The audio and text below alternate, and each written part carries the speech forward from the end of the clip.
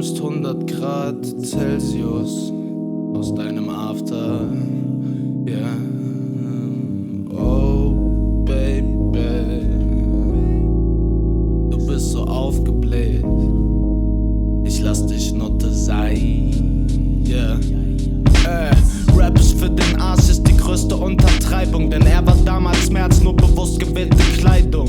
Ah yeah, wen juckt deine Meinung? Ihr rappt über Beats mit Z und Pistolenschussbegleitung. Klick, klack, mach eine Hook aus einem Wort, das du wiederholst. So gibst du den Menschen das Gefühl, dass du nen Hit machst. Warst in den Charts, bis deine Mama dich gezwickt hat. Der dadaistische Asket rockt das Mic wie Adolf Hitler. Ich erschlag VBT-Rapper mit Pommes und Sektglas, denn ich teile Mord als mein Hobby mit dir und Fletcher, ja, bekämpft den Krebs mit eigener Pisse. Ich habe Jehova gesagt und du hast Steine geschmissen. Sogar durch den Club und dabei Wow geschrien. Weißes Pulver ziehen ist die Wurzel eurer Euphorie. Du bist so aufgebläht, ich lass dich Nutte sein. Ich lass dich Nutte sein.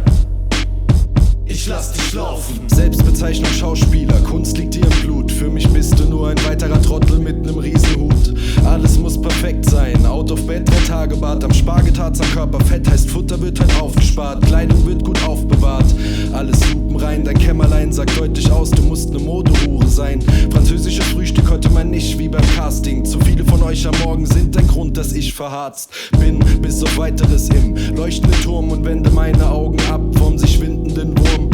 Diese Fabrik fickt mit jedem Tick in deinen Gedankengang. Wenn unsere Wellen in Vibrationen deiner Perle angelangen, hat ihre Wandlung angefangen. Sie reißt sich die Kleider weg, kreisend mit den Hüften schimpft sie dich nur als den reinsten Dreck. Die Botschaft ist im Beat versteckt.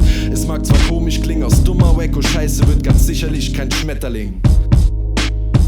Du bist sehr aufgebläht, ich lass dich Nutte sein. Ich lass dich Nutte sein.